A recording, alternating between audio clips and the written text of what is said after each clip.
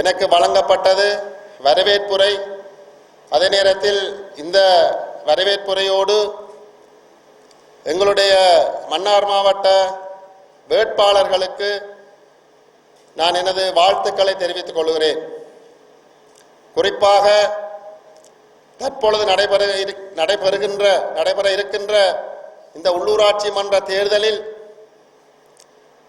பல கட்சிகள் பலவிதமாக போட்டியிட்டாலும் இலங்கை தமிழரசு கட்சி தமிழுடைய இலக்காக தமிழர்களுடைய அடையாளமாக பயணிப்பதற்கு அவர்கள் இங்கே வேட்பாளர்களாக நிற்கிறார்கள். இதர கட்சிகளில் வேட்பாளர்களுக்கு பணம் கொடுத்து வேட்பாளர்களை ஊக்குவித்து பல்வேறுபட்ட விடயங்களை புரிந்து கட்சிகளில் வேட்பாளர்கள் நிற்கின்ற போதும் எங்களுடைய தமிழரசு கட்சி வேட்பாளர்களுக்கு எந்தவிதமான பண உதவியோ எந்தவிதமான உதவிகளுமோ இலங்கை தமிழரசு கட்சியால் நாங்கள் செய்யவில்லை. இங்கே இவர்களும் இருக்கிறார்கள். நான் இதை கூறுகிறேன் என்று சொன்னால் அவர்கள் சொந்த முயற்சியில் அவர்களுடைய எண்ணக்கருவுக்கு அமைவாக ஒவ்வொரு வட்டாரங்களிலும் இலங்கை தமிழரசு கட்சி வெல்ல வேண்டும், அதே நேரத்தில் தமிழர்களுடைய அடையாளம் நிலைநிறுத்தப்பட வேண்டும் என்ற அந்த எண்ணத்திற்கு அமைவாக வேட்பாளர்கள் தங்களுடைய பிரச்சார நடவடிக்கைகளை மேற்கொண்டு செல்கிறார்கள்.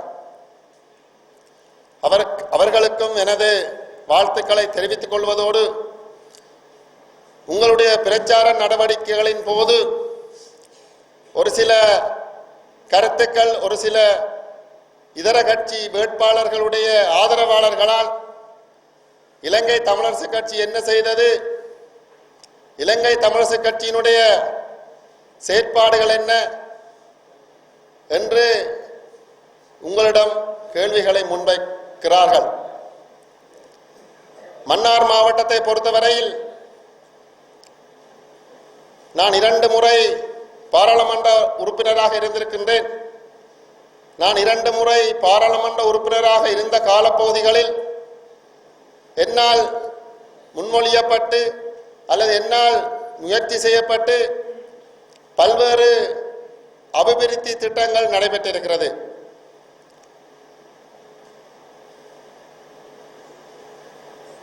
உங்களுக்கு இந்த மன்னார் உயிலங்குளத்தில் உயர்கல்வி அமைச்சினுடைய HND நிறுவனம் கட்டிடம் கட்டப்பட்டு கொண்டிருக்கிறது. அதுக்கு 519 மில்லியன்கள் ரூபாய் உலக வங்கியினுடைய அனுசரணையில் அந்த திட்டம் ஆரம்பிக்கப்பட்டது. அது ஆரம்பித்தது 2021ஆம் ஆண்டு கோட்டபாய ராஜபக்ச ஜனாதிபதியாக இருந்தபோது மாவட்ட அபிவிருத்தி குழு தலைவர் அவர்களுடைய கட்சியை சார்ந்தவர்களாக இருந்தபோது அதற்கு கல் வைத்தது தமிழரசு கட்சி MP சார்ல்ஸ் நிர்மலநாதன். ஏனென்று சொன்னால் 2017ஆம் ஆண்டு முதல் பாராளுமன்றத்தில் பிரேரணை கொண்டு தொடர் முயற்சியாக உலக வங்கி அதிகாரிகளுடைய கூட்டத்தில் கலந்து கொண்டு அதை தொடர்ச்சியாக முன்னிறுத்தி அதை ஒரு கரைக்கு கொண்டு வந்தது சார்ல்ஸ், தமிழரசு கட்சி MP. 52 கோடி ரூபாய் பெறுமதியான வேலைகள் நடைபெறுகிறது. எங்களுடைய மாணவர்கள் தற்பொழுது ஆங்கில ஆசிரியர்களுக்காக மற்றும் வேறு தொழில்நுட்ப ஆசிரியர்களுக்காக வெளி மாவட்டங்களுக்கு சென்று கல்வி கற்க வேண்டிய தேவை இல்லை. முதல் பட்சாக அவர்கள் 27 ஆசிரியர்கள் அங்கிருந்து ஆங்கில ஆசிரியர்கள் வெளிக்கிட்ட போது என்னுடைய அலுவலகத்திற்கு வந்து அவர்கள் நன்றி சொல்லி சென்றிருந்தார்கள். இப்படியான பல்வேறு வேலை திட்டங்களின் அடிப்படையில் உங்களுக்கு தெரியும், மன்னார் மாவட்டத்தினுடைய 6 பாடசாலைகள் புத்தளம் மாவட்டத்தில் இயங்கிக் கொண்டு வந்தது. அந்த 6 பாடசாலைகளையும் மன்னார் மாவட்டத்திலிருந்து புத்தளம் மாவட்டத்திற்கு அதை நாங்கள் என்னுடைய முயற்சியின் காரணமாக அது புத்தளம் மாவட்டத்தோடு இணைக்கப்பட்டது. மன்னார் மாவட்டத்தினுடைய வெட்டுப்புள்ளியில் இங்கிருக்கின்ற மாணவர்கள் மாத்திரமே உள்போக வேண்டிய சூழ்நிலை இருந்தது. கடந்த 3 வருடங்களாக வெட்டுப்புள்ளிகளின் அடிப்படையில் புத்தளம் மாவட்டத்தில் இருந்து மன்னார் மாவட்ட கோட்டாவின் ஊடாக யாரும் மருத்துவத்துறைக்கோ பொறியியல் துறைக்கோ உள்வாங்கப்படவில்லை. இதை செய்ததும் இலங்கை தமிழ்ச்சி கட்சியினுடைய பாராளுமன்ற உறுப்பினர் தான். தற்பொழுது மன்னார் மாவட்டத்தினுடைய வைத்தியசாலையில் இந்தியா நாட்டினுடைய அனுசரணையில் 650 மில்லியன் ரூபாய் வேலை திட்டம் வைத்தியசாலையில் ஒரு OPD யூனிட் ஒன்று ஆரம்பிக்கப்பட இருக்கிறது. இதுக்கு தொடர் முயற்சியாக 3 வருடமாக நான் இதை முயற்சி செய்திருக்கிறேன். அண்மையில் அதை ஆரம்பிக்கப்பட இருக்கிறது. இப்போ சொல்லுவாங்க தாங்க தான் செய்ய போறோம் என்று. இதனுடைய முழு விவரமும் எங்களுடைய முன்னாள் வடமாகாண செயலாளர் பத்தினான் சாருக்கு நன்றாக தெரியும். நாங்கள் உண்மையாக எங்களுடைய மக்களுக்கு என்ன தேவை என்பதற்காக உழைத்திருக்கிறோம். வாக்கு வங்கிக்காக நாங்கள் உழைக்கவில்லை. எங்களுடைய இன அடையாளத்துக்காக உழைத்திருக்கிறோம். அது மாத்திரமல்ல, பல்வேறுபட்ட விடயங்களை நாங்கள் செய்திருக்கிறோம். இங்கே பேச்சாளர்கள் அதிகமாக இருக்கிறபடியால் நான் அதை பற்றி தற்பொழுது கூற முன்வரவில்லை. அதே போல நான் ஒரு விடயத்தை மட்டும் கூற விரும்புகின்றேன். அண்மையில் மன்னார் மாவட்டத்திற்கு விளையாட்டுத்துறை அமைச்சர் வந்திருந்ததாக நான் அறிந்தேன். பிற்பாடுதான் நான் அறிந்தேன். அவர்கள் வந்தபோது எமில்நகர் விளையாட்டு மைதானத்தை கொண்டே ஒரு சில தற்போது ஆளுங்கட்சி JVP கட்சியினுடைய ஆதரவாளர்கள் கொண்டே அந்த மைதானத்தை காட்டி இந்த மைதானத்துக்கு ஒதுக்கப்பட்ட நிதி முழுமையாக வேலை நடைபெறவில்லை என்பதை அவர்கள் ஒரு பொருளாக அவர்களிடம் முன்னிறுத்தினார்கள். மன்னார் மாவட்டத்தில் 3 விளையாட்டு மைதானங்கள்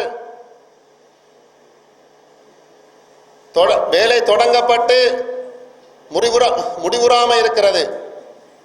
ஒன்று மன்னார் மாவட்ட விளையாட்டு மைதானம் நறுவிலிக்குளத்தில் ஆரம்பிக்கப்பட்டு 5 வருடங்களாகியும் இன்னும் முடிவுறப்படவில்லை. இது விளையாட்டு அமைச்சு சார்ந்தது. செல்லூசியா பள்ளிமுனை விளையாட்டு மைதானம் ஆரம்பிக்கப்பட்டு 80 விதமான வேலைகள் முடிவிற்றும் மிகுதி வேலைகள் இன்னும் முடிவுறவில்லை. இது நகர அபிவிருத்தி அமைச்சினுடைய வேலை திட்டம்.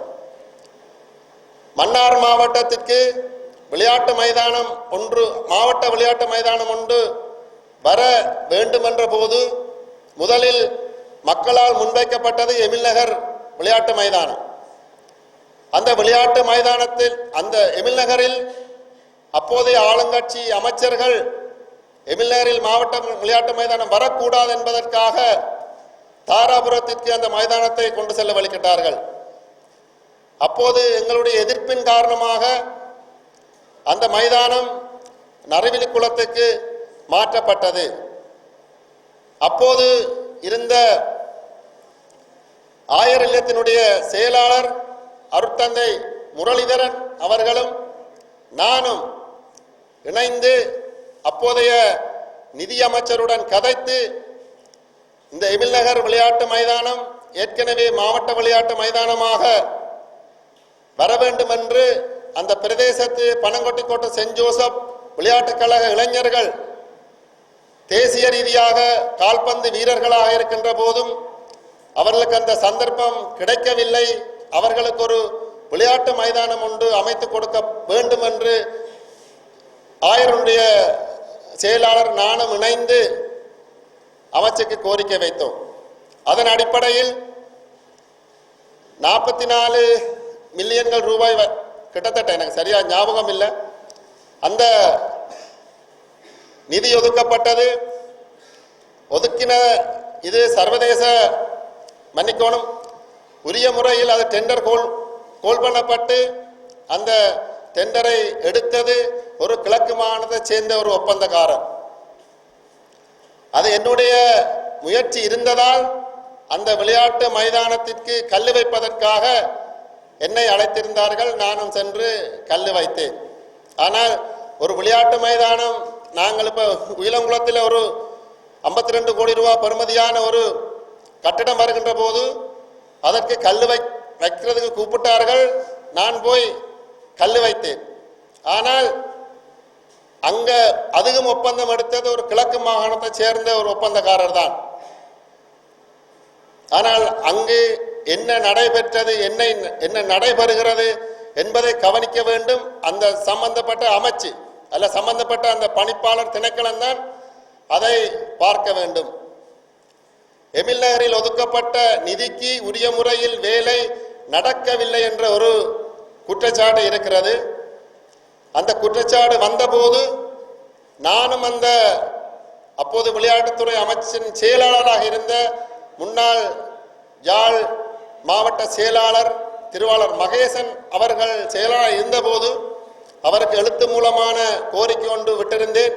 இந்த விளையாட்டு மைதானத்திற்கு ஒதுக்கப்பட்ட நிதிக்கு உரிய முறையில் வேலை நடைபெற்றதா அல்லது என்ன வேலை நடைபெற்றது என்பதை தெளிவுபடுத்தும்படி நான் எழுத்துப்பூர்வமாக கேட்டதோடு மன்னார் மாவட்ட செயலாளருக்கும் அதனுடைய பிரதியை போட்டிருந்தேன். இந்த தேர்தலின் மிக முக்கிய விடயமாக எழுந்திருக்கிறது உள்ளூராட்சி மன்றங்களை யார் நிர்வகிக்க வேண்டும். மிக விசேடமாக தமிழ் பிரதேசங்களில் எழுந்திருக்கிற கேள்வி இது. நாட்டிலே ஒரு முக்கியமான மாற்றம் ஏற்பட்டிருக்கிறது. அது அனைவருக்கும் தெரிந்த விடயம். 3 பாராளுமன்ற உறுப்பினர்கள் கடந்த பாராளுமன்றத்திலே வைத்திருந்த ஒரு கட்சி இந்த ஆட்சி மாற்றத்துக்கு பிறகு 159 உறுப்பினர்களோடு ஆட்சியிலே அமர்ந்திருக்கிறது. இது மிக முக்கியமான ஒரு மாற்றம். அதற்கு முன்னர் ஜனாதிபதி தேர்தலிலே 42% வாக்குகளை மட்டும் எடுத்திருந்தாலும் கூட முதல் தடவையாக ஒரு இடதுசாரி கட்சி என்று தங்களை சொல்லிக் கொள்ளுகிற ஒரு கட்சியினர் அவர்களுடைய தலைவர் நாட்டின் ஜனாதிபதி ஆகியிருக்கிறார். அந்த ஜனாதிபதி தேர்தலிலே தமிழ் பிரதேசங்களிலே வடக்கிலேயும் கிழக்கிலேயும் இருக்கிற சகல தேர்தல் மாவட்டங்களிலேயும் ஜனாதிபதி தோற்றவர். ஜனாதிபதி வெற்றி பெறவில்லை. வடக்கிலேயும் கிழக்கிலேயும் இருக்கிற சகல தேர்தல் மாவட்டங்களிலேயும் இலங்கை தமிழரசு கட்சி யாருக்கு ஆதரவு அளித்ததோ அவர்தான் வென்றார். நாட்டிலே ஒரு தேர்தல் நடைபெறுகிற போது, முழு நாட்டிலேயும் ஒரு தேர்தல் நடைபெறுகிற போது பெரும்பான்மை இனத்தை சேர்ந்த ஒருவர் தான் வெற்றி பெறுவார் என்பது எழுதப்படாத ஒரு நியதியாக வந்துவிட்டது. ஒரு தமிழரோ ஒரு முஸ்லிமோ இந்த நாட்டின் ஜனாதிபதியாக வரக்கூடிய முதிர்ச்சி, அந்த ஜனநாயக முதிர்ச்சி இன்னும் எங்களுடைய நாட்டிலே ஏற்படவில்லை. அது ஏற்பட வேண்டுமாக இருந்தால் தமிழ் தேசிய பிரச்சனைக்கு ஒரு நியாயமான தீர்வு ஏற்பட வேண்டும். அதுகால வரைக்கும் பெரும்பான்மை, அதாவது எண்ணிக்கையிலே பெரும்பான்மையாக இருக்கிறவர்கள் உடைய சமூகத்தை சேர்ந்தவர் தான் நாட்டின் தலைவராக வர முடியும். அந்த விதத்திலே இன்று மத்திய அரசாங்கத்தினுடைய ஆட்சி அவர்களுடைய கையிலே போயிருக்கிறது. ஆனால் தமிழ் மக்களை பொறுத்தவரையிலே, விசேடமாக இலங்கை தமிழரசு கட்சியை பொறுத்தவரையிலே கடந்த 75 வருட காலமாக நாடு சுதந்திரம் அடைந்த காலத்திலே இருந்து ஆட்சி அதிகாரங்கள் எங்களுக்கு பகிரப்பட வேண்டும் என்பதிலே நாங்கள் குறியாக இருந்திருக்கிறோம். இலங்கை தமிழரசு கட்சி ஆரம்பிக்கப்பட்டு 2வது தேர்தலிலே 56ஆம் ஆண்டு தேர்தலிலே இருந்து இன்று வரைக்கும் தமிழ் மக்களுடைய பிரதான கட்சியாக இருப்பது இலங்கை தமிழரசு கட்சி. இப்பொழுதும் இந்த பாராளுமன்றத்திலே 3வது பெரிய கட்சியாக இருப்பது இலங்கை தமிழரசு கட்சி தான். பலர் பல்வேறு விடயங்களை எல்லாம் பேசி திரிகிறார்கள் மற்ற தமிழ் கட்சிகள்.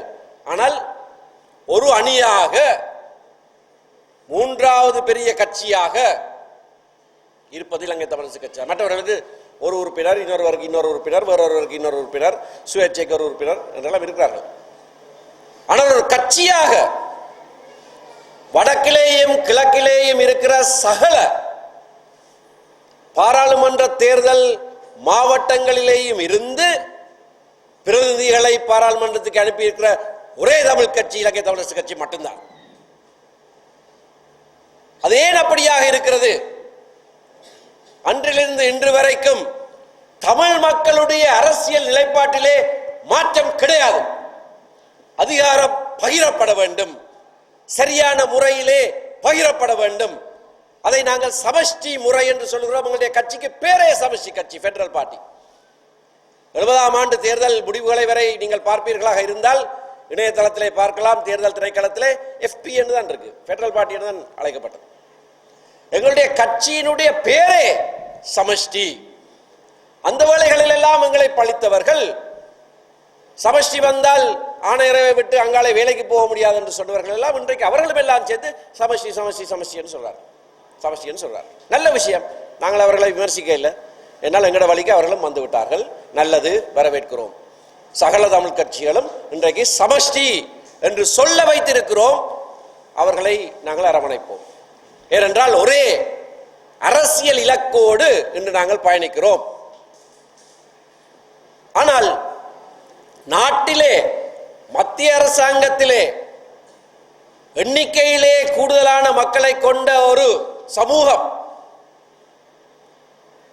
கோலோச்சுகிற போது எங்கெங்கே நாங்கள் எண்ணிக்கையிலே பெரும்பான்மையாக இருக்கிறோமோ அந்த இடங்களிலே ஆட்சி அதிகாரங்கள் எங்களுக்கு முறையாக பகிரப்பட வேண்டும்.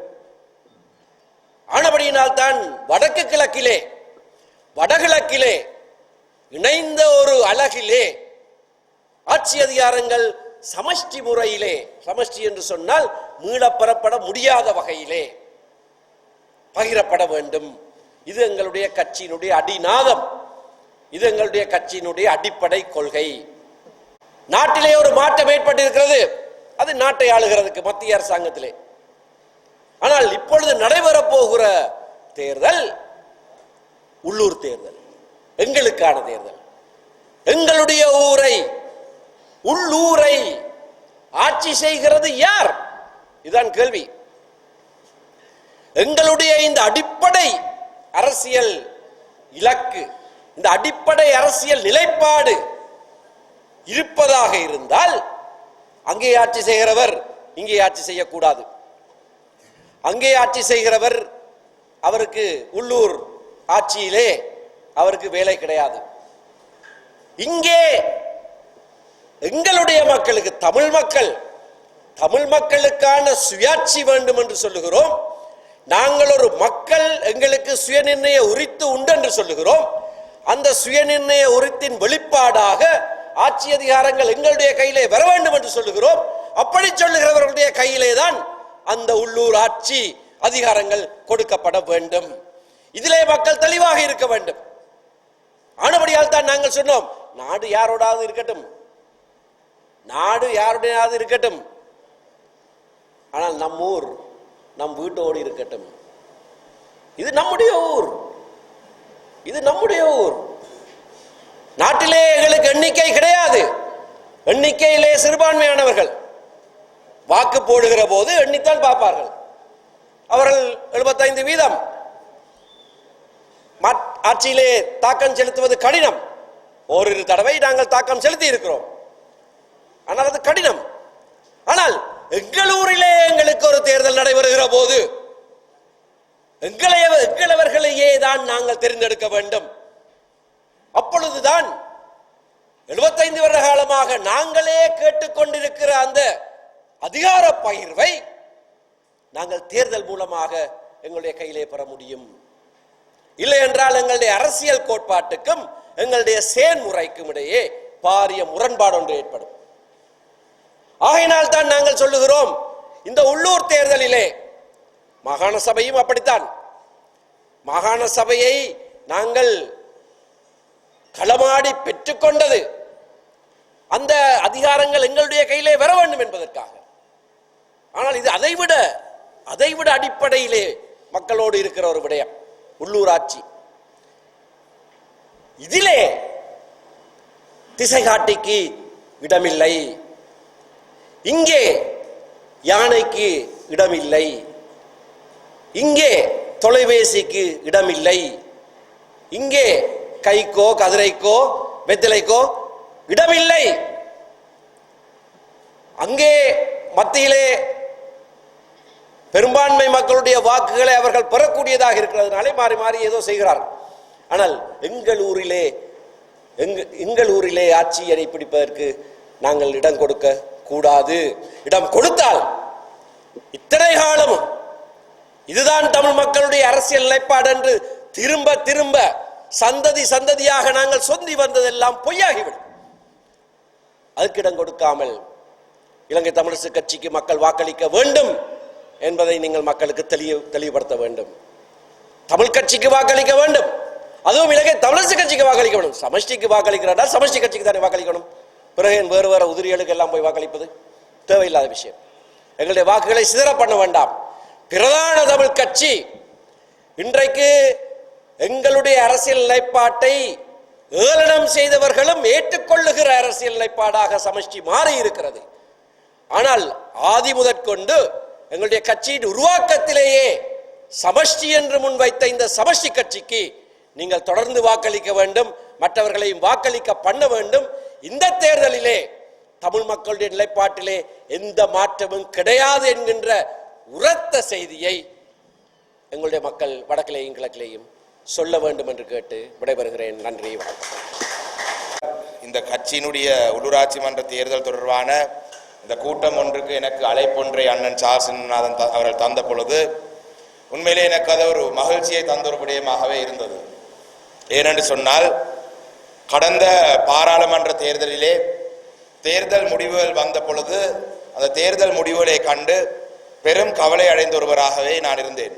ஏனென்று சொன்னால், நாங்கள் தேர்தலிலே மட்டக்களப்பு மாவட்டத்திலே நாங்கள் 3 ஆசனங்களை எடுத்திருந்தாலும் கூட அந்த வெற்றியை சந்தோஷமாக மகிழ்ச்சியாக கொண்டாட முடியாத நிலையில் நாங்கள் இருந்தோம்.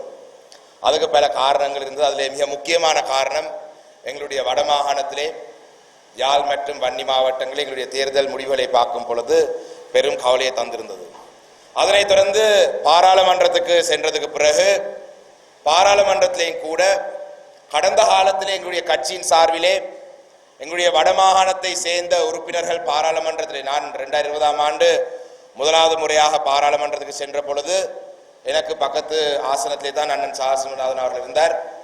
அவருடைய செயல்பாடை நான் பார்த்திருந்தேன். அவருடைய செயல்பாடை பார்த்துதான் அவர் சொல்லியிருந்தார், தனக்கு முன்பாக போன சில பாராளுமன்ற உறுப்பினர் தன்னிடம் கேட்டார்கள் எப்படி பிரேரணைகளை முன்வைக்கிறது என்று சொல்லி. என்னுடைய முதலாவது பாராளுமன்றத்துக்கு தெரிவாகின முறையிலே அவரை பார்த்துதான் பல விடயங்களை நானும் பாராளுமன்றத்தை செயல்பாடிலே பழகியிருந்தேன். அவருடைய கேள்விகள் ஒவ்வொரு நாளும் பாராளுமன்றத்திலே வரும். ஒவ்வொரு வாரமும் பாராளுமன்றத்திலே அவருடைய கேள்விகள் வரும். ஒவ்வொரு வாரமும் அவருடைய கேள்வி இல்லை என்று சொன்னால் மாலையிலே அவருடைய ஒத்திவைக்கும் பிரேரணை வரும். கேள்வியும் இல்லை, ஒத்திவைக்கும் பிரேரணை இல்லை என்றால் அவருடைய உரை கட்டாயம் வரும். சில நேரங்களில் அவர் குரோடாக இருக்கும் பொழுது அவருடன் சண்டையும் பிடிச்சிருக்கிறேன், அதை எனக்கு இல்லாமல் நீங்கள் பேசலாம் என்று. ஆனால் அவர் திருப்பி நேரம் தருவார், அவருடைய நேரத்திலே பாதி நேரமாக தருவார். அப்படியான பாராளுமன்ற உறுப்பினர் ஒருவர் வன்னி மாவட்டத்தில் இருந்த அந்த பாராளுமன்றத்திலே என்னுடைய பாராளுமன்ற காலப்பகுதியை ஆரம்பித்து 2024ஆம் ஆண்டு மட்டக்களப்பு மாவட்டத்தில் அதிகூடிய வாக்குகளை எடுத்து 3 பேர் பாராளுமன்றத்துக்கு சென்றாலும் இம்முறை எங்களுடைய பாராளுமன்றத்திலே இலங்கை தமிழரசு கட்சியை சேர்ந்த 2 பாராளுமன்ற உறுப்பினரை தவிர்த்து ஏனைய வன்னி மாவட்டத்துடைய பாராளுமன்ற உறுப்பினருடைய செயல்பாடை பற்றி எனக்கு ஒரு பேசுறதுக்கு ஒரு சந்தர்ப்பம் இந்த மன்னார் நகரத்திலே கிடைக்கும் என்றதால தான் அவர் எனக்கு இந்த அழைப்பை தந்தவுடனே எனக்கு பெரும் சந்தோஷத்தை தந்த விடயமாக அதை பார்த்தேன். ஏனால் இந்த ஆதங்கத்தை எங்கேயாவது போய் சொல்ல வேணும். இன்று வன்னி மாவட்டத்துடைய மானம் பாராளுமன்றத்திலே எவ்வாறு சில ஆளுங்கட்சியினுடைய பாராளுமன்ற உறுப்பினருடைய செயல்பாடால இல்லாம போகுது என்ற செய்தியை மன்னார் மாவட்டத்திலே சொல்ல வேண்டும் என்று நான் அதுக்கான ஒரு சந்தர்ப்பத்தை ஏற்படுத்தி தந்த மன்னார் மாவட்ட கிளைஞருக்கு நான் முதலாவது என்னுடைய நன்றிகளை சொல்ல விரும்புகிறேன். உண்மையிலே இந்த உள்ளூராட்சி மன்ற தேர்தலானது எனக்கு முன்பாக பேசிய எங்களுடைய பேச்சாளர் சொன்னது போல இது வெறுமனே ஒரு உள்ளூராட்சி மன்ற தேர்தலாக மாத்திரம் நாங்கள் பார்க்கக்கூடாது. இந்த தேர்தலினுடைய வெற்றி என்றது அந்த வட்டாரத்துடைய வெற்றியாக மாத்திரம் நாங்கள் பார்க்கக்கூடாது. இந்த தேர்தலினுடைய வெற்றி என்றது எங்களுக்கு இந்த மாநகர சபையினுடைய ஆட்சி அதிகாரத்தை பிடிக்கிறது என்றது மாத்திரம் நாங்கள் பார்க்கக்கூடாது. இந்த தேர்தலினுடைய முடிவு ஒட்டுமொத்த இலங்கை அரசாங்கத்துக்கும் சர்வதேச சமூகத்துக்கும் நாங்கள் ஒரு செய்தியை சொல்றதுக்கான ஒரு தளமாகவே நாங்கள் இதை பயன்படுத்த வேண்டும்.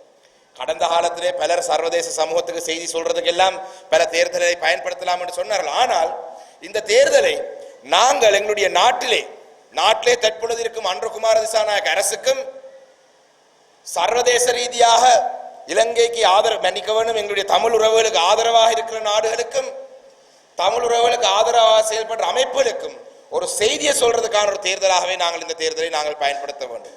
இதை நான் ஏன் சொல்கிறேன் என்று சொன்னால், கடந்த தேர்தலினுடைய முடிவுகளை நாங்கள் பார்த்தோமா இருந்தால், இலங்கை தமிழரசு கட்சிக்கு கடந்த தேர்தலில் நான் நினைக்கின்றேன், இலங்கை தமிழரசு கட்சிக்கு கடந்த தேர்தல் பாராளுமன்ற தேர்தலில் எங்களுக்கு 2,57,813 வாக்குகள் எங்களுடைய 5 தேர்தல் மாவட்டத்திலையும் கிடைச்சது.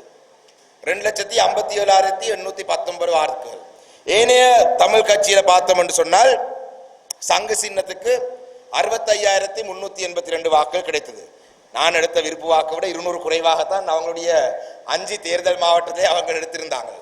என்னுடைய மட்டக்களப்பிலே எனக்கு கிடைத்த விருப்பு வாக்கு விட 200 குறைவாக. அதனைத் தொடர்ந்து அகில இலங்கை தமிழ் காங்கிரஸ் 39,000 வாக்குகள் எடுத்திருந்தார்கள். இந்த தேர்தலிலே, இந்த உள்ளூராட்சி மன்ற தேர்தலிலே நாங்கள் வடக்கு கிழக்கிலே இருக்கும் தமிழ் மக்கள் அனைவரும் ஒரு அணியாக நின்று இலங்கை தமிழரசு கட்சிக்கு வாக்களிக்கிறதின் ஊடாக எங்களுக்கு கிடைத்த அந்த 2,57,000 வாக்குகள் என்றதை நாங்கள் இம்முறை தேர்தலில் அதிகரிக்க வேண்டும். எங்களுக்கு கிடைச்ச இந்த 2,57,000 வாக்குகளை நாங்கள் அதிகரிக்காவிட்டால் தற்பொழுது நாட்டிலே இருக்கும் அரசாங்கம் இந்த நாட்டிலே தமிழ் மக்களுக்கு இருக்கும் பிரச்சனைகள் என்னன்றதை சொல்லிக் கொண்டு வருகிறார்கள். அது தமிழ் மக்களுடைய பிரச்சனைக்கு மாறான பிரச்சனைகளாக இருக்கின்றது. இந்த பிரச்சனையில் தான் தமிழ் மக்களுடைய பிரச்சனைகள் என்று சர்வதேச சமூகத்துக்கு சொல்லும் அளவிலே தான் இன்று இருக்கின்றது. கடந்த பாராளுமன்ற தேர்தலிலே எங்களுடைய கட்சிக்கு கிடைத்த வாக்கை விட, இந்த 2,57,000 வாக்கை விட அதிகளவான வாக்குகள் இம்முறை வடக்கு கிழக்கு பூராவும் தமிழ் மக்களுக்கு தமிழரசு கட்சிக்கு வந்தால் மாத்திரம்தான் நாங்கள் பாராளுமன்றத்திலே தமிழ் மக்களுடைய சார்பிலே பேசும் பொழுது எங்களுக்கான அந்த அங்கீகாரம், எங்களுடைய உரைகளுக்கான அந்த அங்கீகாரம், நாங்கள் முன்வைக்கும் பிரச்சனைக்கான அந்த அங்கீகாரம் கிடைக்கும். இந்த நாட்டிலே ஒரு நிரந்தரமான அரசியல் தீர்வு முக்கியம். இந்த நிரந்தரமான அரசியல் தீர்வானது ஒரு சமஸ்டி அடிப்படையில் ஒரு தீர்வாக இருக்க வேண்டும் என்றதை எங்களுடைய கட்சியினுடைய பொதுச் செயலாளர் மிக அழகாக சொல்லியிருந்தார்.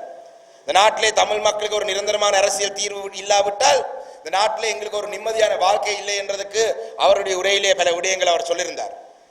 ஆனால் நாட்டிலே தமிழ் மக்களுக்கு ஒரு நிரந்தரமான அரசியல் தீர்வு வேண்டும் என்று தமிழ் மக்கள் சொல்றார்கள் என்றதை மீண்டும் நாங்கள் ஒரு முறை எடுத்து சொல்வதற்கு இந்த உள்ளூராட்சி மன்ற தேர்தலை நாங்கள் பயன்படுத்த வேண்டும். பாராளுமன்ற தேர்தலில் முடிவுகளை வைத்துக் கொண்டு இன்று தென்னிலங்கையிலே என்பிபி அரசாங்கத்தை பார்த்தால், என்பிபி அரசாங்கம் சொல்லிக் கொண்டு வரும் விடயம், இலங்கை தமிழரசு கட்சி தமிழ் கட்சியை, குறிப்பாக இலங்கை தமிழரசு கட்சியை குறிவைத்து தான் சொல்றார்கள், அவர்களை வடக்கு கிழக்கிலே இருக்கும் மக்கள் நிராகரித்து விட்டிருக்கிறார் என்று சொல்றார்கள்.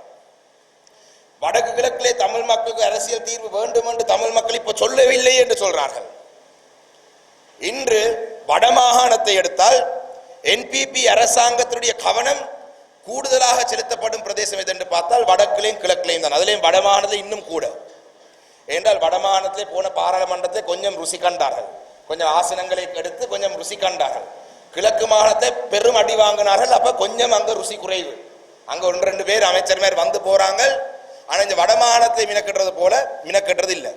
நாங்கள் இந்த நாட்டிலே அரசியல் தீர்வு என்றதுக்கு நாங்கள் தமிழ் மக்கள் வாக்களிக்கிறதை ஒரு பக்கம் வைத்தாலும் சரி, அரசியல் தீர்வு என்ற விடயத்துக்கு தான் நாங்கள் வாக்கு போடவில்லை, என்பிபி அரசாங்கத்துடைய அபிவிருத்திக்காகத்தான் தமிழ் மக்கள் வாக்குகள் போட்டிருக்கிறார்கள் என்று சொன்னாலும் கூட தமிழ் மக்கள் கடந்த 6 மாதத்துக்குள்ள இந்த அரசாங்கத்துடைய செயற்பாடுகளை சற்று திரும்பி பார்க்க வேண்டும். கடந்த 6 மாதமாக இந்த நாட்டிலே தமிழ் மக்களுக்கு எதிராக இல்லாட்டி தமிழ் மக்களுக்கு கொடுக்கப்பட்ட வாக்குறுதிகளே எந்த வாக்குறுதியை நிறைவேற்றிருக்கிறார் என்றதை நாங்கள் பார்க்க வேண்டும். கடந்த 6 மாதங்களுக்குள்ளே நாட்டிலே நடந்திருக்கிற விடயங்களிலே குறிப்பாக மன்னார் மாவட்டத்துக்காக என்ன நடந்திருக்கின்றதை நாங்கள் கவனமாக ஆராய வேண்டும். நாட்டிலே எங்களுடைய ஜனாதிபதி அவர்கள் அண்மையிலே வந்திருந்தார் மன்னார் மாவட்டத்துக்கு. ஜனாதிபதி அவர் மன்னார் மாவட்டத்துக்கு வந்த பொழுது சில வாக்குறுதிகளை கொடுத்து சென்றிருக்கிறார். ஆனால் பாராளுமன்ற தேர்தலிலே ஜனாதிபதி இந்த மன்னார் மாவட்டத்துக்கு வந்த பொழுது கொடுத்த வாக்குறுதிகள் எல்லாம் இப்ப மறந்து போய் விட்டிருக்கிறார். ஜனாதிபதி தேர்தலில் என்னென்ன வாக்குறுதி கொடுத்தாரு நாங்களெல்லாம் பார்க்கவே தேவையில்லை. ஏதோ இன்னொரு பொய்யை தான் சொல்லியிருப்பார். பொய் சொல்றதே ஒரு தொழிலாக ஜனாதிபதியும் என்பிபி அரசாங்கம் தற்பொழுது வைத்திருக்கிறார்கள். ஏதாவது அடிச்சு விட்டுறானே, அந்த மாவட்டத்துக்கு போனா அந்த தேர்தலுக்கு வாக்கெடுக்கணும், ஏதாவது சொல்ல வேண்டிய புது பொய்யை சொல்லி போட்டு போறது. ஏன் ஒரு எண்ணம் இருக்கின்றது, தமிழ் மக்கள் மடையர்களாக இருப்பார்கள் சொல்லி ஒரு எண்ணம் இருக்கின்றது. அதை மாற்றி அமைக்கிறதுக்கான தேர்தலாகவே இது அமைகின்றது. சில பொய்களை பார்ப்போம். ஜனாதிபதி சொன்ன பொய், இந்த குறிப்பாக மன்னார் மாவட்டத்தை பற்றி. மன்னார் மாவட்டத்திலே பாராளுமன்ற தேர்தல் வரும் பொழுது ஜனாதிபதி மிக தெளிவாக சொன்னார், விண்மில் காத்தாடி அழிந்த பிரதேசத்திலே நாங்கள் அனுமதிக்க மாட்டோம் சொல்லியிருந்தார் தானே ஜனாதிபதி பாராளுமன்ற தேர்தல் வந்த பொழுது சொல்லியிருந்தார். ஆனா நேற்று 2-3 நாளைக்கு முதல் ஜனாதிபதி வந்து சொல்றார், என்ன அந்த கட்டணம் எவ்வளோ கட்டணத்துக்குன்றதை வைத்து தான் நாங்கள் தீர்மானம் எடுப்போம். பாராளுமன்ற தேர்தல் வரும் பொழுது கொடுத்த வாக்குறுதியை உள்ளூராட்சி மன்ற தேர்தல் வரும் பொழுது முழுமையாக மறந்து அதை மாற்றி அமைத்து புதிய ஒரு வாக்குறுதி ஒன்றை வழங்குகிறார். வாக்குறுதி இல்லை, அது புது ஒரு பொய் ஒன்று சொல்றார். சரி, அது காத்தாடி பிரச்சனையை விட்டாலும் கூட ஜனாதிபதி பல்வேறு பொய்களை சொல்லியிருக்கிறார். இந்த மன்னார் மாவட்டத்துக்கு வந்த பொழுது அண்மையிலே இதுக்கு முதல் கடைசியா வந்த பொழுது சொல்லியிருந்தார், தாங்கள் மன்னாரில இருந்து புத்தளத்துக்கு போவதற்கு ஒரு பாதை 90 கிலோமீட்டருக்கு அதிகமான ஒரு பாதை ஒன்றை தாங்கள் அமைக்கிறதுக்காக முயற்சி எடுக்கிறதாக சொல்லியிருந்தார். நல்ல விஷயம், வரவேற்க வேண்டிய விஷயம். நாங்கள் சுத்தி வராம நேரடியாக புத்தளத்திலிருந்து வரக்கூடிய ஒரு பாதை அமைக்கிறது நல்ல விஷயம். ஆனா ஜனாதிபதியுடைய உரையிலே அதை சொன்னாலும் கூட ஜனாதிபதியுடைய வரவு செலவு திட்டத்திலே இந்த பாதையை பற்றி ஒரு வார்த்தை கூட அவர் சொல்லவில்லை. உங்களுக்கு அனைவருக்கும் தெரியும், நாட்டிலே நிதி ஒதுக்கிறதாக இருந்தால் நிதி அமைச்சினூடாக நிதி ஒதுக்கப்பட வேண்டும். நிதி அமைச்சினூடாக நிதி ஒதுக்கிறதாக இருந்தால் சில நேரங்களில் என்பிபி அரசாங்கத்தை சேர்ந்த அமைச்சர்மார் இல்லாட்டி பாராளுமன்ற உறுப்பினர்கள் சொல்லலாம், இல்லை ஜனாதிபதி சொன்னது இந்த எதிர்வரும் காலத்திலே நாங்கள் அமைப்போம் என்று, இப்ப உடனடியாக செய்யாட்டி. அப்படி ஜனாதிபதி இந்த வீதியை அமைக்கிறதுக்கான எண்ணங்கள் இருந்திருந்தால் தன்னுடைய வரவு செலவு திட்டத்திலே ஆக குறைந்தது மன்னாரிலிருந்து புத்தளம் வரைக்கும் போறதுக்கான பாதையை கட்டுவதற்கான ஆரம்ப பணிகளுக்கு ஒரு 10 லட்சம் ரூபாய் நிதி இல்லாட்டி ஒரு 1 கோடி ரூபாய் நிதி ஒதுக்கி இருந்தால் கூட நாங்கள் அதில் ஏதாவது 1% கூட உண்மை இருக்குன்னு நாங்கள் நம்பலாம். அப்படி செய்திருக்கிறார்கள். ஜனாதிபதியுடைய சொந்த கிராமமான தம்புத்தேகம் என்ற அனுராதபுரம் அம்புள்ள பிரதேசத்திலே இருக்கிற தம்புத்தேகம் என்ற பிரதேசத்திலே ஒரு புகையிரத நிலையம் அமைப்பதற்காக ஆய்வு செய்வதற்கு மாத்திரம் 100 மில்லியன் ரூபாய் அவர் நிதி ஒதுக்கி இருக்கிறார். வெறும் ஆய்வு செய்வதற்கு தன்னுடைய சொந்த ஊரான தம்புத்தேகம பிரதேசத்திலே ஒரு புகையிரத நிலையம் அமைக்கலாமா இல்லையான்ற அந்த ஆய்வை செய்வதற்கு 100 மில்லியன் இந்த வரவு செலவு திட்டத்திலே ஒதுக்கி இருக்கிறார். இப்ப ஜனாதிபதி மன்னார் மாவட்டத்துக்கு வந்து இந்த 90 கிலோமீட்டர் வீதியை அமைக்கிறது என்று சொல்லியிருந்தார். அப்படி என்றால் ஏன் அவருடைய வரவு செலவு திட்டத்திலே அதுக்கான ஒரு ஆக குறைந்தது ஒரு 10 மில்லியன் ரூபாய் நிதியாவது ஒரு ஆய்வு செய்வதற்கு ஒதுக்கவில்லை? ஏனென்றால் இந்த பிரதேசத்திலே பொய் சொல்றது, பொய்யை சொல்லி வாக்கை எடுக்கிறது, வாக்கை எடுத்துக்கு சென்று தமிழ் மக்களுடைய பிரச்சனைகள் இதுகள் அல்ல, தமிழ் மக்களுக்கு இந்த நாட்டிலே கௌரவமான ஒரு அரசியல் தீர்வு தேவையில்லை, தமிழ் மக்கள் நாங்கள் சொல்ற எல்லாத்தையும் கேட்டு நம்புவார்கள் என்ற செய்தியை சொல்றதுக்காகவே இப்படியான பொய்களை சொல்லி திரிகிறார். அண்மையிலே நாங்கள் ஜனாதிபதியை சந்தித்த பொழுதும் சரி, நான் நினைக்கிறேன் நாங்கள் எங்களுடைய பாரத பிரதமர் அவர்களை சந்தித்த பொழுதும் சரி, இந்தியாவுக்கும் இலங்கைக்கும் இடையிலான எங்களுடைய நிலத்தொடர்பு அதோட சேர்த்து இலங்கைக்கும் இந்தியாவுக்கும் இடையிலான தொடர்பாடலை எவ்வாறு அதிகரிக்கலாம் என்றதை பற்றி பேசியிருந்தோம். எங்களுடைய அந்த பாரத பிரதமரை தமிழ் தரப்பிலே சந்தித்த அந்த குழுவினருக்கு தலைவராக இருந்தவர் எங்களுடைய கட்சியுடைய செயலாளர், அவர்தான் அந்த விடயத்தை முன்வைத்திருந்தார். கனெக்டிவிட்டி, இந்த இந்தியாவுக்கும் இலங்கைக்கும் இடையிலான தொடர்பாடலை அதிகரிக்க வேண்டும் என்றதை பற்றி பாரத பிரதமரிடம் சொல்லியிருந்தார். இதில் உங்களுக்கு தெரியும், கடந்த அரசாங்கம் இருந்த பொழுது அதிலேயும் எங்களுடைய கௌரவ பாராளுமன்ற உறுப்பினர் சார்ல்ஸ் அவர்கள், முன்னாள் பாராளுமன்ற உறுப்பினர் சார்ல்ஸ் அவர்கள் இந்திய தூதுவரை சந்தித்த பொழுது இந்த கோரிக்கையை முன்வைத்திருந்தார். பாராளுமன்றத்திலே அமைச்சர், நான் நினைக்கிறேன் போர்ட்ஸ் அத்தாரிட்டிக்கு கணக்கு அமைச்சர் இருந்தார்கள், மாறி மாறி வேறு அமைச்சர் கடந்த பாராளுமன்றத்தில் இருந்தார்கள், ஒருவர் இல்லை, மாறி மாறி 3-4 பேர் இருந்தார்கள். அவரிடம் இந்த கேள்வியை கேட்டிருந்தார். தலைமன்னார் இருந்து ராமேஸ்வரம் வரைக்கும் போகும் அந்த பாதை சேவையை மீண்டும் ஆரம்பிக்க வேண்டும், இதை ஆரம்பிக்கிறதுக்காக என்ன நடவடிக்கை எடுக்கலாம் என்று பல கேள்விகள் அவர்கள் எழுப்பியிருந்தார். அதுக்கு அந்த இடத்துல சொன்னபடியே இந்த துறைமுகம் ஒன்றை இதுல பியர் ஒன்று கட்டுறதுக்கு நிதி வேணும், பியர் கட்டுறதுக்கு இந்த அளவு நிதி இருந்தால் மாத்திரம்தான் செய்யலாம்.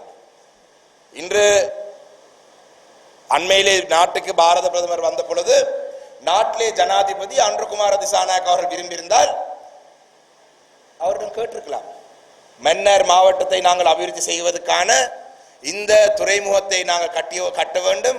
இந்த பாத சேவை நாங்கள் ஆரம்பித்தால் மன்னாரிலே பொருளாதாரத்தை நாங்கள் கட்டி எழுப்ப முடியும், மன்னாருடைய மக்களுடைய வாழ்க்கை தரத்தை நாங்கள் உயர்த்த முடியும் அவர் சொல்லியிருக்கலாம். ஆனால் அவர் சொல்லவில்லை. அவர் சொல்ல இன்று மன்னார் நகரத்திலே இருந்து நகரசபை இந்த கூட்டத்தில் வைத்து ஒரு சவால் விடுகிறேன். ஜனாதிபதி அவர்கள் அதுக்கான இணக்கத்தை தெரிவிப்பார்களா இருந்தால் நாங்கள் தமிழரசு கட்சியை சேர்ந்த நாங்கள் சென்று இந்தியாவை சந்தித்து இந்த பாதைக்கு தேவையான இந்த துறைமுகத்தை அமைக்கிறதுக்கு தேவையான நிதியை நாங்கள் பெற்றெடுத்து தருவோம் என்று வாக்குறுதியை இந்த இடத்திலே நாங்கள் கொடுக்கலாம். ஒரு சவாலாக சொல்கிறேன் ஜனாதிபதிக்கு. ஜனாதிபதி அவருக்கான இலக்கத்தை சொல்லட்டும். நான் இந்த அரசாங்கத்துடைய ஜனாதிபதியாக அன்றகுமார் திசாநாயக்காகிய நான் இந்தியாவுக்கும் இலங்கைக்கும் இடையில இந்த பாதையை மீண்டும் அமைக்கிறதுக்கு என்னுடைய சம்மதத்தை தருகிறேன் என்று மாத்திரம் அவர் சொல்லிட்டு முடிந்தால் அதை சொல்லி காட்டட்டும். மன்னாரை அபிவிருத்தி செய்கிற நோக்கம் இருந்தால் ஜனாதிபதி முதல் அதை சொல்லட்டும். நாங்கள் பேசுகிறோம் நிதியை கொண்டு வருவதை பற்றி. அவர் சொல்ல மாட்டார். ஏனென்றால் அவங்களுடைய தென்னிலங்கையிலே அவங்களுடைய ஜேவிபி என்பிபி என்ற பதாகையோடு இன்று வந்தாலும் கூட அதிலே உள்ளுக்குள் இருக்கிறது ஜேவிபியை சேர்ந்தவர்கள் ஒரு நாளுமே இதை அனுமதிக்க மாட்டார்கள். ஜேவிபியை சேர்ந்தவர்கள் இந்தியாவுடன் எங்களுடைய தொடர்புகளை நாங்கள் வடக்கு கிழக்கிலே இருக்க தொடர்புகளை இந்தியாவுடன் வளர்றது அவர் விரும்ப மாட்டார்கள். அந்த வேளை ஜனாதிபதி அவருக்கு மன்னாருடைய அபிவிருத்தியை பற்றி தான் எந்த அக்கறையும் இல்லை. சரி, மன்னாரிலே அபிவிருத்தியை பற்றி அக்கறை என்றால் மன்னாருக்கு சொந்தமான வளங்களை பற்றி, மன்னாருடைய எதிர்காலத்துக்கான தேவையான வளங்களை பற்றி பாதுகாக்கிறதை பற்றியும் ஜனாதிபதிக்கு எந்த அக்கறையும் இல்லை. கடந்த பாராளுமன்ற காலப்பகுதியிலே ஜிஎஸ்எம்பி கனிக வளங்களுக்கு பொறுப்பான அந்த திணைக்களம் இந்த மன்னார் மாவட்டத்திலே இல்மினைட் இருக்கா இல்ல எக்ஸ்ப்ளரேஷன் லைசன்ஸ், அதாவது இல்மினைட் இருக்கா இல்லையான்றதை பார்க்கிறதுக்கான அதை ஆராய்ச்சி செய்யறதுக்கான அந்த அனுமதி பத்திரங்கள் நாடு முழுவதும் இவ்வாறு அனுமதி பத்திரங்கள் வழங்கப்பட்டிருந்தது, மன்னாரிலையும் வழங்கப்பட்டிருந்தது.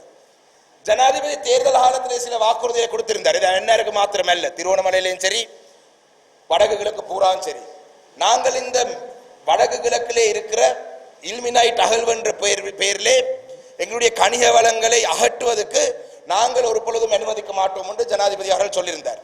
ஆனால் தற்பொழுது பார்த்தால் நாட்டிலே முதலாவது முறையாக, அதாவது இலங்கை வரலாறிலே கனிக வளங்களை அகழ்வு செய்யறதுக்கு அனுமதி பத்திரங்கள் இதுவரைக்கும் ஜிஎஸ்எம்பி வழங்கவில்லை. இதுவரைக்கும் கனிக வளங்கள் இருக்கா இல்லையாண்டு ஆய்வு செய்யறது எக்ஸ்ப்ளரேஷன் லைசன்ஸ் சொல்லுவார், அது மாத்திரம் தான் வழங்கியிருக்கிறார்கள். இன்று முதலாவது முறையாக திருவோணமலையிலே ஒரு புதிய அனுமதி பத்திரம் வழங்குறதுக்கு தயார் நிலையில் இருக்கிறார்கள். இந்த கனிய வளங்களை அகழ்வு செய்வது, அதாவது அங்கு இருக்கின்ற ஆராய்ச்சி செய்ததிலே தெரிய வந்திருக்கின்றது. இனி அது அகழ போறார்கள். மிக விரைவாக மன்னார் பிரதேசத்திலேயும் இந்த கனிய வளங்கள் அகழ்வு ஆரம்பித்தால் மன்னாரில் இருக்கும் ஒட்டுமொத்த கடற்கரையும் இல்லாமல் போய்விடும், முழுமையான கடற்கரை அழிந்துவிடும். திருக்கோவிலேயும் இதே மாதிரியான விடயங்கள் நடந்து நாங்கள் தடை செய்திருந்தோம். ஆனால் இந்த என்பிபி அரசாங்கத்துடைய பொய்களுடைய வரிசையிலே இது இன்னொரு பொய். அபிவிருத்தி செய்ய நோக்கம் இல்லை, இருக்கிற வளங்களை பாதுகாக்கிற நோக்கம் இல்லை. ஏனென்றால் அவர்களுக்கு இந்த பிரதேசத்தை பற்றி அக்கறையும் இல்லை. ஆனால் இது கடந்த பாராளுமன்ற தேர்தலில் எங்களுடைய மக்கள், வடக்கு கிழக்கில் இருக்கும் மக்கள், குறிப்பாக இந்த வடமாகாணத்தில் இருக்கும் சில மக்கள் பல்வேறு காரணங்களுக்காக சில நேரங்களில் அரசியல் தீர்வொன்றை அவர்கள் தருவோம் என்று சொல்லியிருந்தார்கள் தேர்தல் விஞ்ஞாபனத்திலே. அதை நம்பி வாக்களித்திருக்கலாம். அதுக்கான எந்த நடவடிக்கையும் இல்லை. காணாமாக்கப்பட்டவர்களுக்கான நீதிகளை எங்களுடைய அரசாங்கத்தின் கீழே நாங்கள் தருவோம் என்று சொல்லியிருந்தார்கள். அதுக்கான எந்த நடவடிக்கையும் இல்லை. மாகாண சபை தேர்தலை நடத்துவோம் என்று சொன்னார்கள். அதுக்கான எந்த நடவடிக்கையும் இல்லை. இந்த சில அந்த காரணங்களுக்காக வாக்களித்த மக்கள் ஏமாற்றப்பட்டார்கள். அபிவிருத்தி செய்வோம் என்று வந்த மக்களும் ஏமாற்றப்பட்டிருக்கிறார்கள். கனிய வளங்களை போன்ற விடயங்கள் இல்லாட்டி எங்களுடைய இந்த விண்மில் போன்ற விடயங்களை நிறுத்துவார் என்று நினைத்த மக்கள் ஏமாற்றப்பட்டிருக்கிறார்கள். அப்ப இனி இந்த தேர்தலிலே எங்களுடைய மக்கள் இந்த ஏமாற்றத்துக்கு, எங்களுடைய மக்களை ஏமாற்றியதுக்கு சரியான பதிலடியை எதிர்வரும் மே மாதம் 6ஆம் தேதி எங்களுடைய உள்ளூராட்சி மன்ற தேர்தலில் எங்களுடைய மக்கள் வழங்க வேண்டும். இதிலேயுமே முக்கியமாக இன்னொரு விடயத்தை மாத்திரம் சொல்லி நான் என்னுடைய உரையை முடிக்கலாம் நினைக்கின்றேன். எங்களுடைய மக்கள் ஏன் மிக முக்கியமாக ஏன் வாக்களிக்க வேண்டும் என்று சொன்னால், எங்களுடைய கடந்த பாராளுமன்ற காலப்பகுதியிலே எங்களுடைய இருந்த பாராளுமன்ற உறுப்பினர்களே தற்பொழுது எங்களுடைய டாக்டர் சத்தியலிங்கம் அவர்களும் முல்லைத்தீவு மாவட்டத்தில் எங்களுடைய ரவிகரன் அவர்களும் தங்களால் முடிந்த வரைக்கும் இந்த பணிகளை செய்து வருகிறார்கள். பாராளுமன்றத்தில் முடிந்த வரைக்கும் உரையாற்றுவதாக இருக்கட்டும், பாராளுமன்றத்தில் சந்திப்புகளுக்கு போவதாக இருக்கட்டும், பாராளுமன்றத்தில் கூட்டத்திலே கலந்து கொள்வதாக இருக்கட்டும், இது அனைத்தும் செய்கிறார்கள். ஆனால் எங்களுடைய வன்னி மாவட்டத்தில் அரசாங்கத்திற்கும் பாராளுமன்ற உறுப்பினருடைய செயல்பாடை மாத்திரம் சொல்லி என்னுடைய உரையை முடித்துக் கொள்கிறேன். அண்மையிலே நீங்கள் பார்த்திருப்பீங்கள், நான் ஆரம்பத்தில் சொன்னது போல வன்னி மாவட்டத்துடைய மக்களுடைய மானம் போகுது என்று சொன்னதுக்கான ஒரு காரணம் இருந்தது. அந்த காரணத்தை மாத்திரம் சொல்லி இது ஒரு காரணம் போதும், நாங்கள் எல்லாம் என்பிபிக்கு வாக்களிக்காமல் வேறு எந்த கட்சியிற்கும் வாக்களிக்காமல் எங்களுடைய தமிழரசு கட்சிக்கு மாத்திரம் வாக்களிக்கிறதுக்கு அவர் சொல்லியிருந்தார். இது நாடு முழுவதும் மாத்திரமல்ல, உலகம் முழுதும் வன்னி மாவட்டத்தினுடைய பெருமையை பற்றி யோசித்து சிரித்தார்கள்.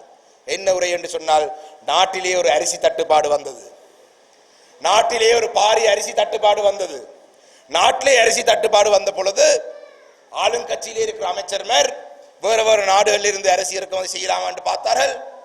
எதிர்கட்சியில் இருக்கிற நாங்கள் சில ஆலோசனைகளை வழங்கியிருந்தோம். இந்த நாடோட பேசலாம், இல்லாவிட்டால் இந்த இடத்திலே இருந்து இப்படி அரிசி இறக்குமதி செய்யலாம். ஆனால் வன்னி மாவட்ட மக்கள் தெரிவு செய்த பாராளுமன்ற உறுப்பினருடைய ஆலோசனை என்னவாக இருந்தது? உங்களுடைய வீட்டிலே என்னுடைய வீட்டிலே வளர்க்கிற நாய்கள், இந்த நாய்கள் சாப்பிட்டு தான் இந்த அரிசி தட்டுப்பாடு வந்தது. இந்த நாய்கள் அரிசி சாப்பிடுறதை நிறுத்த வேண்டும் என்றதுதான் வன்னி மாவட்டத்துடைய பாராளுமன்ற உறுப்பினருடைய ஆலோசனையாக இருந்தது. இவர்களை போன்றவர்கள் உங்களுடைய மக்கள் பிரதிநிதிகளாக தொடர்ந்தும் நீங்கள் வைத்து அழகு பார்க்க போறீங்களா? இல்லாவிட்டால் தமிழ் மக்களுக்காக எப்பொழுதும் தமிழ் மக்களுக்காகவே உழைத்துக் கொண்டிருக்கும் தமிழரசு கட்சிக்கு வாக்களிக்க போறீங்களா என்ற முடிவை வன்னி மாவட்டத்தில் இருக்கிற மக்கள் எடுக்க வேண்டும். நிச்சயமா இப்பொழுதே அந்த முடிவை எடுத்திருப்பார்கள். எதிர்வரும் மே மாதம் 6ஆம் தேதி எங்களுடைய மக்கள் அந்த முடிவை சரியாக வெளிக்கொண்டு வருவார்கள். எதிர்வரும் மே மாதம் 6ஆம் தேதி எங்கள் அனைவரும் எல்லா மக்களும் இணைந்து இலங்கை தமிழரசு கட்சியுடைய வீட்டு சின்னத்துக்கு வாக்களித்து மன்னாரிலே தமிழரசு கட்சி போட்டி போடும் 4 பிரதேச சபைகளிலேயும் தவிசாளர் பதவியை இலங்கை தமிழரசு கட்சி எடுக்கும் என்றதை செய்தியை சொல்லி என்னுடைய உரை முடித்துக் கொள்கிறேன். நன்றி, வணக்கம்.